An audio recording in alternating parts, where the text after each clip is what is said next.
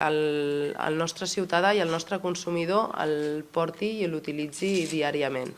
No volem que aquest projecte de targeta quedi com una targeta més, sinó que sigui la targeta de Santa Coloma, la targeta de la nostra ciutat.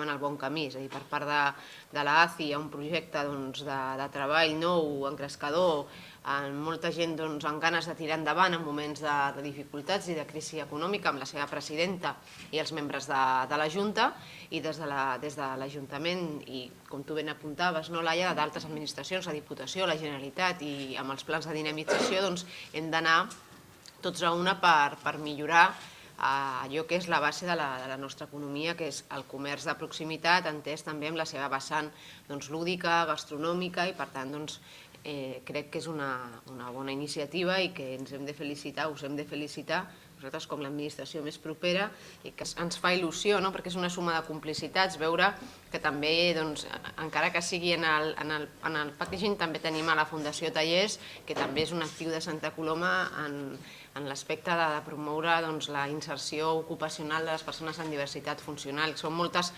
Mirem a dreta. Aquesta és la comissaria, Jordi. Glamour de la gestió. No he mirat al centre, Jordi. Endavant, endavant.